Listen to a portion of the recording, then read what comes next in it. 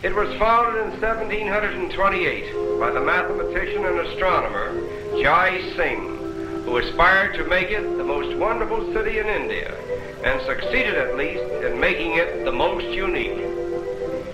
This main street is over 100 feet in width and about 2 miles in length, running in a straight line. In addition to being purely oriental in its atmosphere, Jaipur is one of the cleanest and most prosperous cities in India.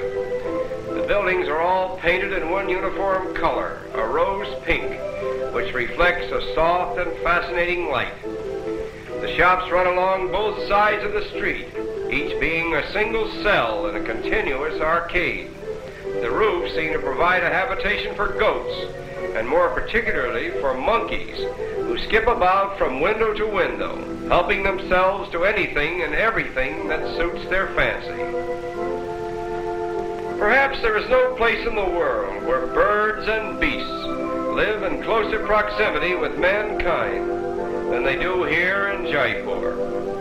The reason for this may be due to the fact that the Jain religion, a more orthodox branch of Hinduism which thrives here, prohibits the injuring or killing of anything that lives in flesh.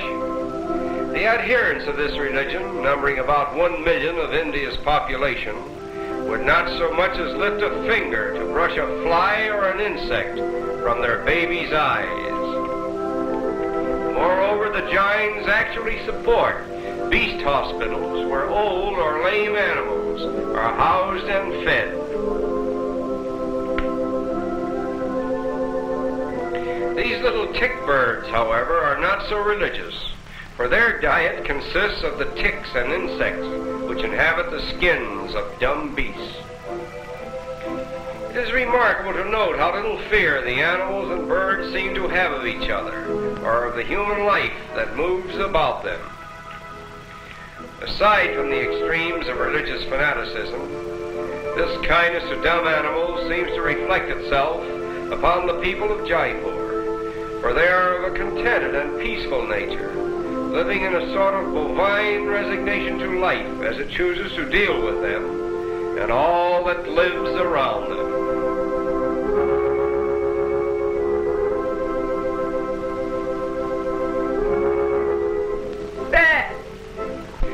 No one has been able to prove just where the proverbial Ark of Noah anchored with its cargo of animals, but if we may be permitted to venture our guess, we would say Jaipur. For nowhere else in the world have we seen so many different types of animals mingling so freely with mankind. This leopard has a little growl for us, but for his master, he has all the gentleness of a kitten.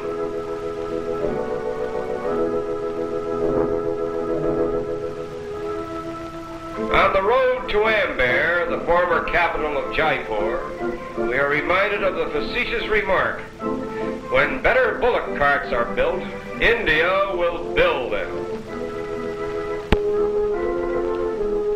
And now we arrive at the deserted city of Amber, where we will go for a ride on the Maharaja's elephant.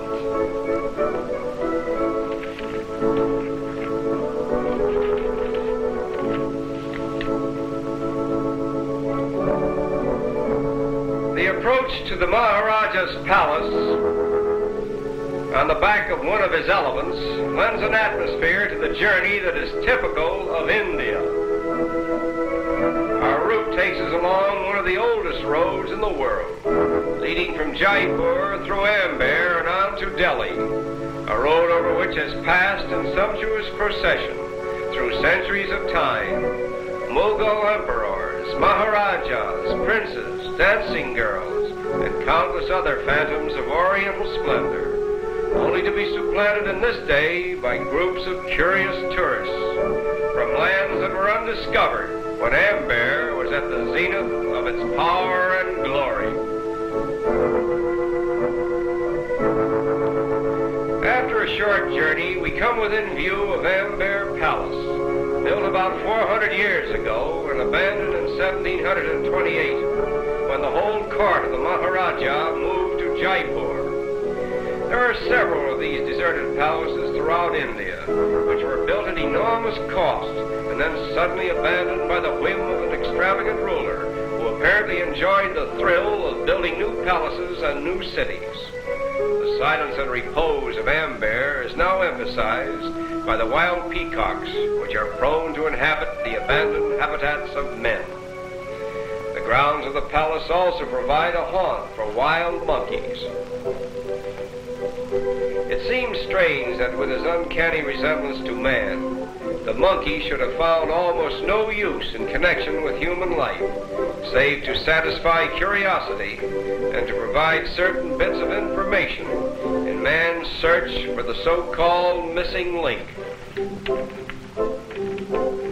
Look closely and you will see an occasional baby monkey clinging to its mother.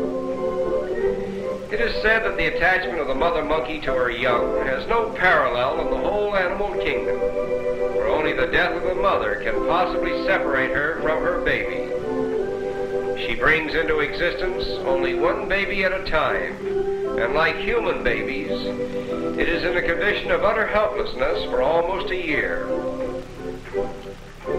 Less fortunate than the wild monkeys of India are the ones that are caught by fakirs and trained with infinite patience for the amusement of the people. The Indian fakir, with his little animal circus, provides entertainment for the native Indian, even as the motion picture theaters provide entertainment for the masses in other countries.